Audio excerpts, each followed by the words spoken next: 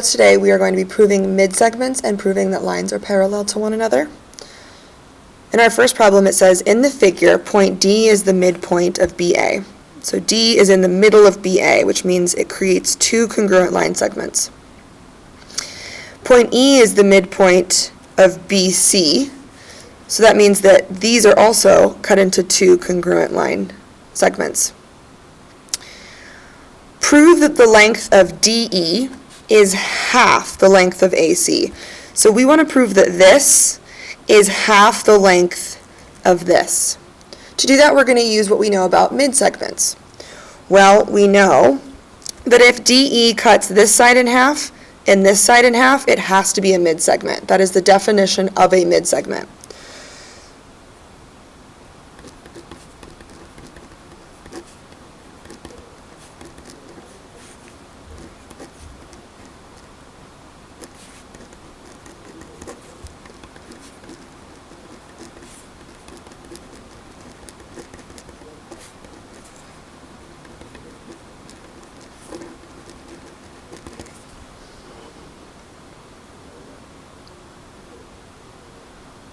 So again, if DE cuts this side in half and this side in half, we can conclude it's a midsegment. And from there, we can say a lot of things about the triangles because we know the properties of midsegments. We know that if DE is a midsegment, then it's going to be parallel to the opposite side of the triangle, or the third side of the triangle. The side it's not cutting in half, we know that it's parallel.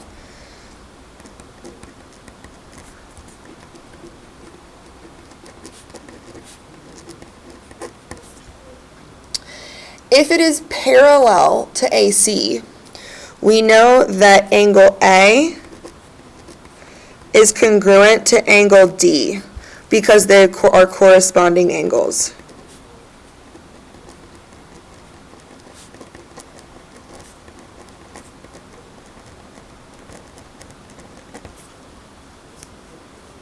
We can also say that angle E is congruent to angle C for the very same reason. These are also corresponding angles.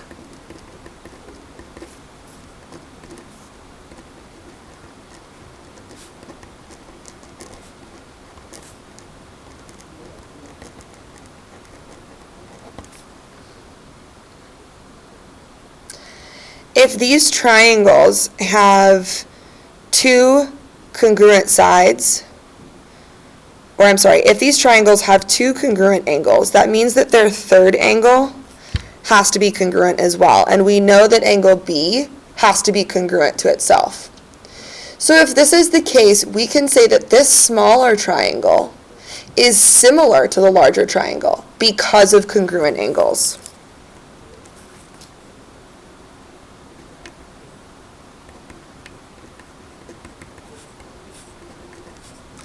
So the smaller triangle is similar to BAC, the larger triangle,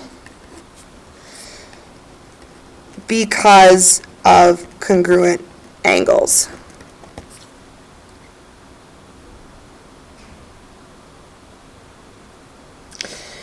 Now, we need to still prove that DE is half the length of AC. Well, we know that if these are cut into congruent sides, there's something super special about that. Let's pretend that this side length is 10. We're just pretending. It kind of helps us put numbers to things so that we can figure out how we're going to solve this. We'll also say that BC is, let's say, 12.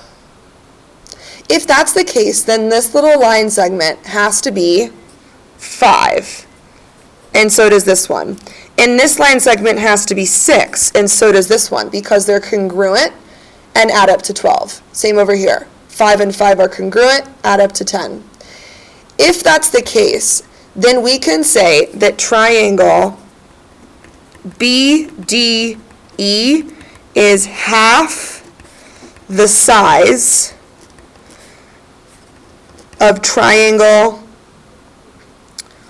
BAC And if that's the case, if this side is half of this side is half of this side, the third side also has to be half of the larger side. So DE has to be half of AC because the entire triangle, this entire baby triangle, is half the size of the larger triangle. So we can conclude that triangle BDE is half the size of BAC, and therefore, or so, DE is half of AC.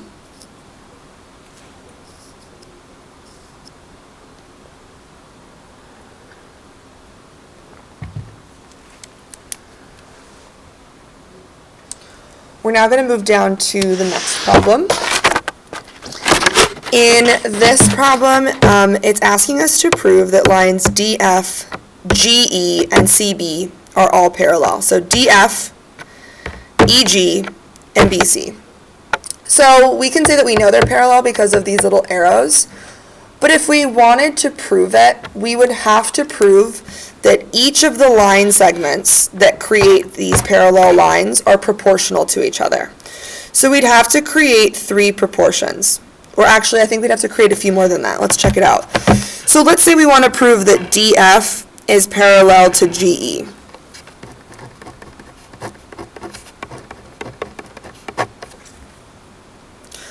We would have to prove that the line segments creating these lines are parallel to each other, and we can do that by proving that they're proportional.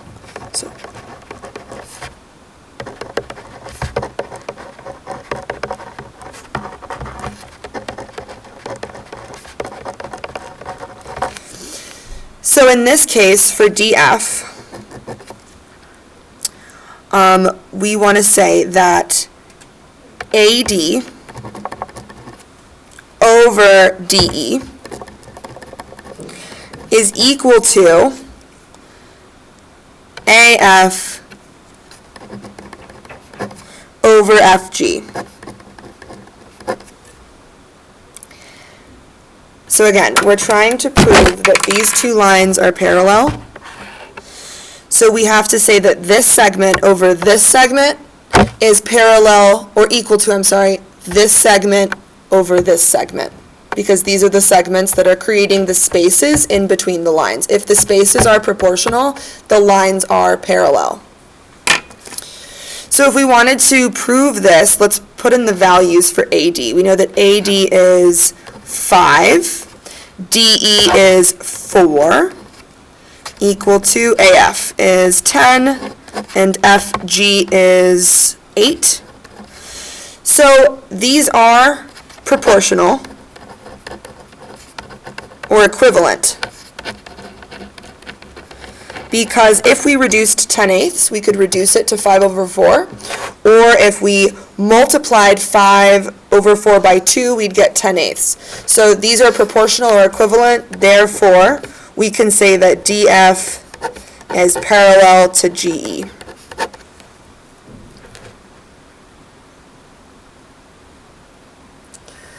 Let's try another one. Let's say we wanted to prove that line DF is parallel to BC. So we want to prove that line DF is parallel to line BC. We're first going to look at this relationship that creates the first triangle. So it'll be AD over AF. We want to create this one. So we're going to look at this length to this length, because these are the two lengths that create the space between our green lines. So we are going to look at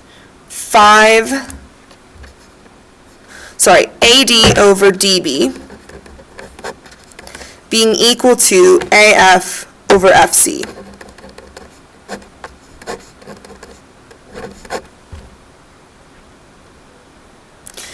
So if we were to do this, we would substitute the value 5 over 4 plus 3 gives us 7. And then for AF, we have 10 over FC. FC as the combination of 8 and 6. Those add up to 14. So again, we can prove that the spaces between these lines create proportions.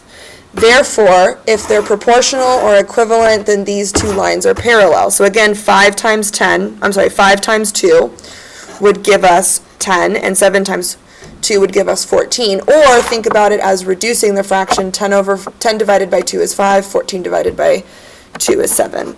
So again, they are proportional or equivalent. Therefore, we can conclude that DF is parallel to BC.